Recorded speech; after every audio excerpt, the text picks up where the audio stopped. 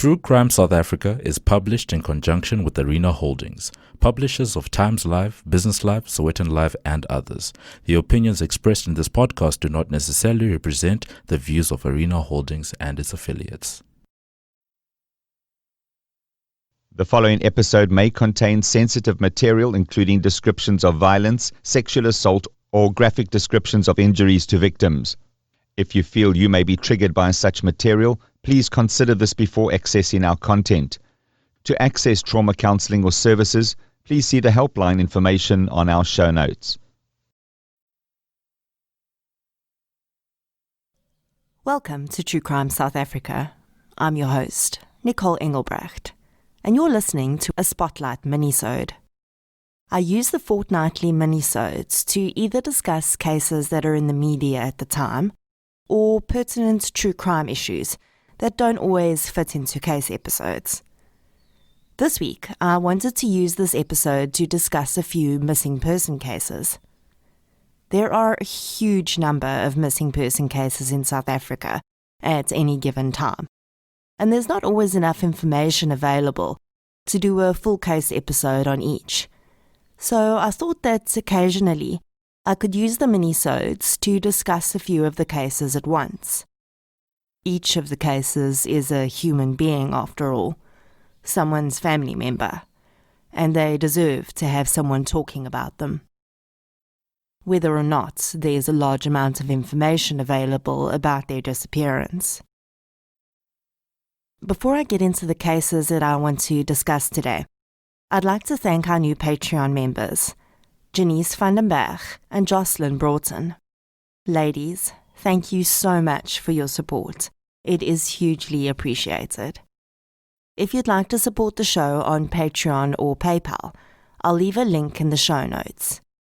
As always, any form of support is appreciated, and it doesn't have to be financial. Inviting your friends and family to listen, sharing of episodes, and interacting on social media are all very good ways to help the show to keep growing and improving.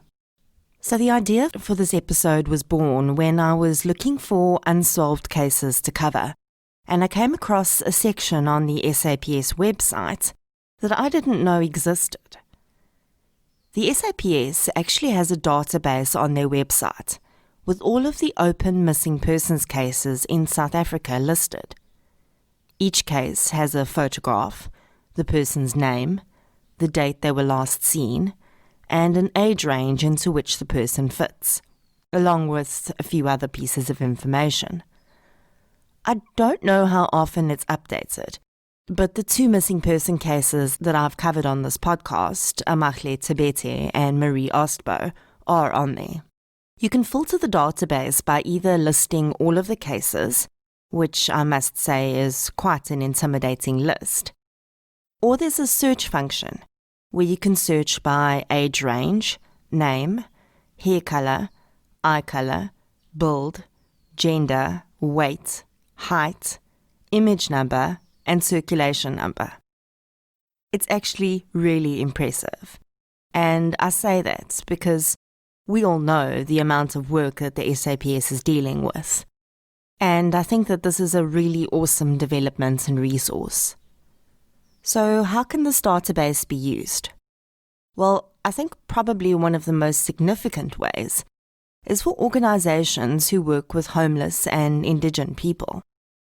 It's not uncommon for people who are struggling with severe mental illness or other life challenges to be reported missing, as they lose contact with their families and often end up on the street.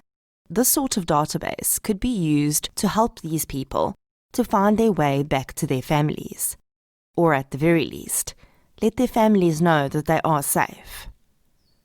The same can be done if someone ends up in hospital and has no memory or is unable to communicate. Of course, both of those depend on the person having been reported missing in the first place, but it certainly is a step in the right direction. Perhaps one of the most important ways that this can be used is in the case of missing children or adults who've been trafficked. If you, as a member of the public, suddenly see that someone has a child that they didn't have before, and you suspect that the child may have been kidnapped or trafficked, you could check this database to see if they're listed as a missing person. To be clear, the fact that they don't appear on the database does not mean that your suspicions are incorrect, and you should always report suspicions like this to the police. But I think that it's a phenomenal tool that can only help to solve the huge number of missing person cases that we have in this country. And that's the thing that drives me insane about missing person cases. How does a human being just disappear into thin air? Despite enormous efforts in some of these cases, a person is just gone. Where? How? If it drives me insane, I can't imagine what it must do to the family. Just never knowing. I don't doubt that in most cases, it must be worse than knowing that the person is deceased. Especially if it's a child or an endangered adult. You just never know if they're safe. Being harmed daily, being held against their will, or if they're in fact deceased. So, what are some of the possibilities when it comes to how a person actually goes missing? Many missing person cases actually resolve themselves within a relatively short period of time and end with the person returning safely or being located either alive in hospital or some other facility or even prison, or sadly deceased, either by means of murder, accident, or natural causes. But what about cases that do not resolve within a short period of time? Where do people go when they go missing? Where adults are concerned, there's always a possibility that the person has disappeared of their own accord. They could be fleeing from the law or an abusive spouse. Or there's always the assumption that maybe they just wanted to start a new life somewhere else. The odds of the latter happening, in my opinion, are quite slim, especially in the digital age we live in. Also, even if the person is hiding from their family, there has to be someone that they'd stay in touch with from their previous life, sure. Of course, if they don't, and they're really intent on starting again, and they go far enough, I guess it really depends on how hard someone's looking for you. Human trafficking is a major problem globally, but it's extremely prevalent in Africa and South Africa. There are many reasons that a person could be trafficked. Among them are forced sex work, forced labor. In some countries, children are used as soldiers. And probably one of the lesser-known reasons is organ trafficking.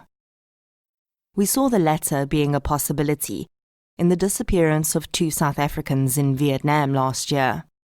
Human trafficking is big business, and it involves a very similar set of circumstances to domestic abuse, in that the victim is almost completely stripped of their capability to make decisions and act to save themselves. They will have no financial resources. They may be given drugs to get them addicted, or they may simply be threatened with their lives if they try to flee. In South Africa, these people may be taken to different provinces or even out of the country. With younger women, there's often what researchers call the Loverboy Technique, where usually a slightly older man will form a relationship with a girl and eventually convince her to run away with him. She leaves of her own free will, thinking that she's heading off to enjoy a life with her boyfriend. But the man will eventually become her pimp. I cannot tell you how many of the cases I looked at on the SAPS website that had a note that the young girl was last known to be with her older boyfriend. Children that go missing are a very different kettle of fish to adults, as they cannot disappear of their own free will. Yes, children can and sometimes do run away, as teenagers predominantly, but the law doesn't give them agency to make that decision until they're 18 years old, so they always need to be located. Kidnapping or abduction by strangers is actually very rare, thankfully, but in some cases where all other possibilities have been exhausted, this seems to be the only likely scenario. Even in this case, there are many reasons why a child may be taken by a stranger. If the kidnapper intends to sexually assault or murder the child, this will usually be done quite soon after the kidnapping, and the child's remains are often located within a short space of time. There have been quite a few cases in the United States where children have been held for years, even decades, by their captors, and eventually they're able to escape, or they're identified. I'm not aware of any such cases in South Africa, but there was recently a girl from Tsekane who went missing about 3 years ago when she was 12, and she was found alive just a few months ago.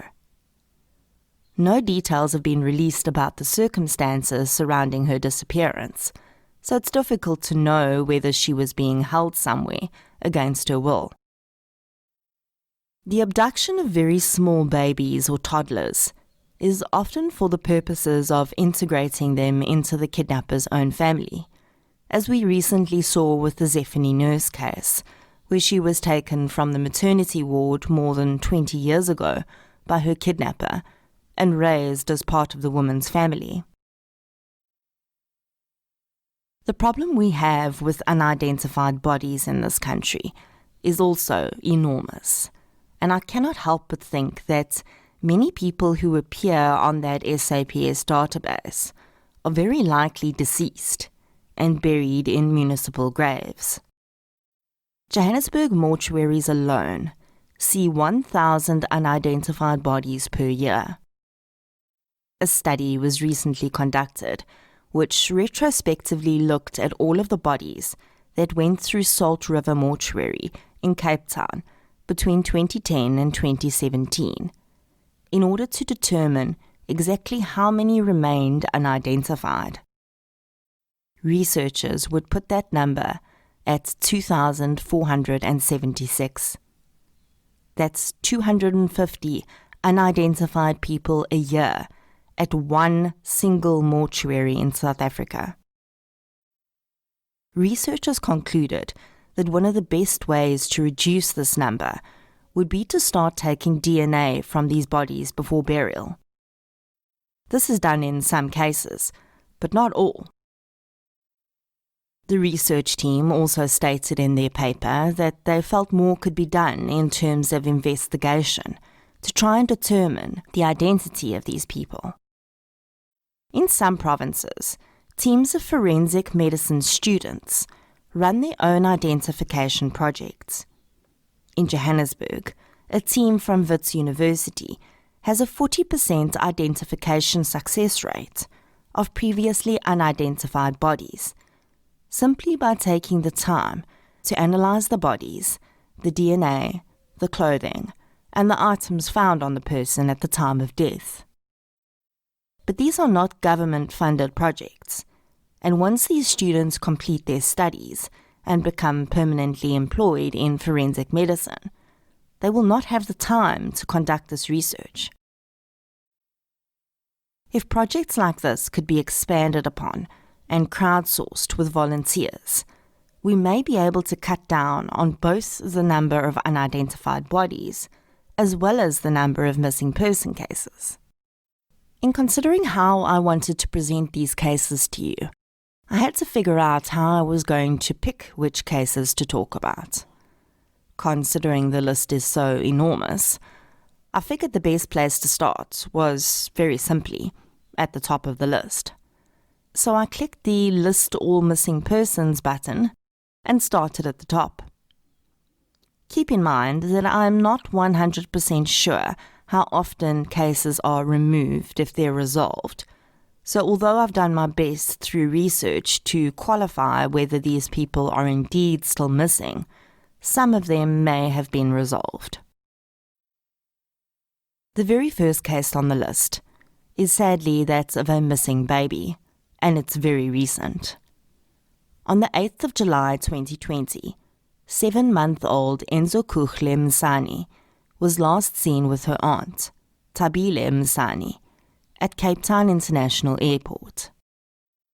Although the details of how the child came to be with her aunt are unknown, the mother reported that her child was supposed to be returned to her on the 11th of July.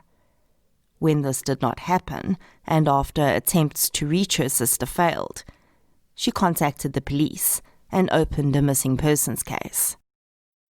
An Amber Alert was issued for the child on the 16th of July.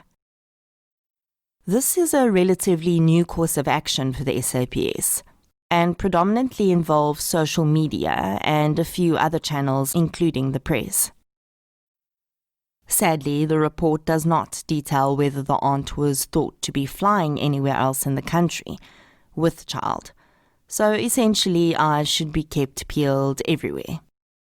There is one media report about Enzokuhle's disappearance, but no further information after the Amber Alert was issued. Enzokuhle is a female child of 7 months old. She has black hair and brown eyes and weighs approximately 6 kilograms. The second case on the list is sadly also a child. 14-year-old Choice Shumbamini was kidnapped on the 9th of July 2020 from a church in Shikwane village, Limpopo. The term kidnapping is used on the SAPS report, and they do not use that term lightly, so they clearly have reason to believe that she was forcefully taken. There are no media reports about Choice's kidnapping. Choice is a 14-year-old girl, and according to the police report, she is 1.5 meters tall and weighs around 40 kilograms. Her build is described as tall and slim. The third missing persons case is an adult, and quite a bit older than the first two. Peter Andries Oosthuizen disappeared from his home in Worcester on the 3rd of May 2013. He was never seen again. The information on the database listing is very sparse, but there is a photograph of him. He appears to be in his late 50s or early 60s and wears glasses. His hair is dark brown and partially grey. There are no media reports about his disappearance. Another recent case is that of Ngwavela Tandolwetu of Langa in the Western Cape. Ngwavela is listed as an adult, but I tend to think he's a very young adult because the photograph of him is in his school uniform. On the 3rd of January this year, the young man wrote a letter to his grandmother telling her that he loves her, but he's going to live on the streets and that she will never see him again. His grandmother reported him missing in June this year, after he didn't return home. This one, of course, is a bit different, because it appears that the young man has disappeared of his own accord. That doesn't mean we shouldn't care about his whereabouts, though, because there are many reasons that he could still need help. In my opinion, the fact that he has not returned home, even after the pandemic and ensuing lockdown, is concerning. Adults are allowed to choose to live wherever they please, of course, but Ngwavela's grandmother would just like to know that he's safe. Yet another case of a missing child, and she appears to be about 14 or 15 years old, was reported on the 1st of September 2019. Christina Zanele disappeared from Ikageng in the northwest.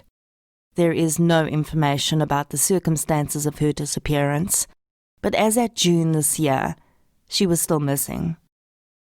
Christina has black hair and brown eyes, and her build is described as tall and slim. April Malose Fasha is an adult male who left his home in Modimolle on the 30th of November 2011 and has not been seen since. He weighs approximately 70 kilograms, is 1.6 meters tall, has black hair and brown eyes. One of the things I noticed about many of these cases is that so many of the photographs are really bad or clearly very old. I know it's not nice to think about, but please make sure that your direct family members have clear, unobstructed recent photographs of you. It's just something practical that we can do to protect ourselves should the unfortunate need ever arise. Gugulethu Ndlala is a very young adult female. There is no age on her entry, but I would put her at about 18 or 19. She was last seen on the 13th of March this year. She left home in Krugersdorp for school and never returned. She has dark brown eyes, and when she was last seen, her hair was dyed blonde. She is described as having an average build. There are no media reports about Gugulethu's disappearance. Johannes Mulungu disappeared from his home in Belfast, Mpumalanga, on the 20th of May this year, and has not been seen since. Johannes is listed as an adult, and from his photograph, I would put him in his late 60s or early 70s. He weighs 75 kilograms, is 1.72 meters tall, and has brown eyes and black hair, which is likely greying, as in the photograph. His facial hair is already quite grey. William Tefo was last seen when he went to withdraw money in Shoshanguve. He never returned. This was on the 27th of May, 2020. The photograph on the entry for William is one of the worst I've seen. It is completely overexposed, and you can barely make out what he looks like. I actually think it may be a still from CCTV. William's build is described as muscular. 30-year-old Devon Johnson left his home in Ennerdale, Johannesburg, on the 28th of February 2020. He did not tell anyone where he was going, and he was wearing green trousers, a blue and red jacket, and white sports shoes. He was carrying a black backpack. He is described as having a slender build. Again, the photograph supplied definitely does not look recent. In fact, it looks like it was taken about 10 years ago. So those are just 10 of the hundreds, if not thousands, of cases that are listed on this database. I did come across one case where the person had been found safe, but the entry was still on the database. But honestly, I'd rather it still be there than not be there at all. Going through this list is actually quite horrifying, because it really underlines the significant problem that we have with missing people in this country. So what can we practically do to help? In my opinion, start at home. I'm not saying that you should terrify yourself with thoughts of your loved one going missing, but there's nothing wrong with being prepared. Photographs are a great place to start, and you should have recent photos of all of the people in your immediate family. Being mindful about your family members' whereabouts and what they're wearing is also really helpful. If you're able, make an agreement with your family members to have everyone put tracking apps on their cell phones. If your loved one has a vehicle, make sure you know whether it has a tracking device in it, and make sure you know what the registration number of the vehicle is. If they have a cell phone account, be sure that you can access at least one of their statements, as this can help to speed up things if the police need to track a cell phone. Make sure you have the cell phone numbers of each of their closest friends and colleagues. There is no waiting period to report a missing person in South Africa. The idea that we might not know the whereabouts of someone we care about is terrifying, but there are steps that you can take to ensure that you're prepared if that horrific eventuality does happen. Swift action may just mean the difference between life and death. I strongly recommend that you have a look at this database that's been built. You can filter the cases by jurisdiction, so if you just want to look at cases in your area, you can do so. I will continue to occasionally cover more of the cases that appear in this database. And if you think that you have information about any of the cases I've discussed today, please contact your closest police station.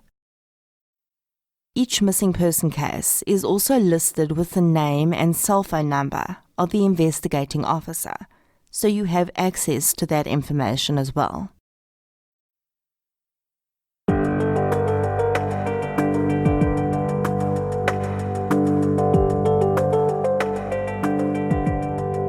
Before I go, it's book review time.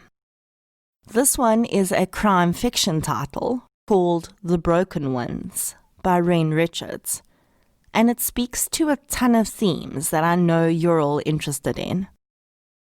We all love reading true crime books, but have you ever thought about the person behind the book?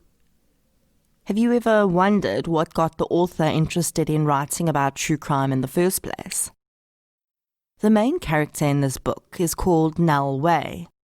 She is a best-selling true crime author who's just finished a book about a mother who killed her children, and is about to start interviewing the subject of her next book, a woman who's believed to have killed her twin sister. Nell seems to be at the pinnacle of her career. She's flying high, and anyone looking from the outside in would believe she has everything together. There's a reason that Nell became interested in true crime, though, and it's very close to home. Nell is actually not Nell. Her real name is Penelope. But only 2 people in the world know that. And the reason she's living under an assumed name is that she was once a mother, and she isn't one anymore. This book is expertly woven by Rain Richards, and considering it's a debut novel, I cannot wait for more from this author. The reader is given just enough information to get hooked, and then very slowly, the truth is revealed. The ending had me comparing narratives in this book to cases like Casey Anthony and the history of true crime authors like Anne Rule, who's had her own personal experiences with violent crime. I highly recommend this book, and it's available through Loot, Take-A-Lot, and all good bookstores. And that is our Spotlight Minisode for the week. If you enjoyed this Minisode, please be sure to subscribe to the show on the app that you're using to listen right now. You can also follow us on social media. We're on Facebook, Twitter, and Instagram. I'll be back next week Friday with a full case episode. Until then, thank you for your support, and I'll chat to you soon.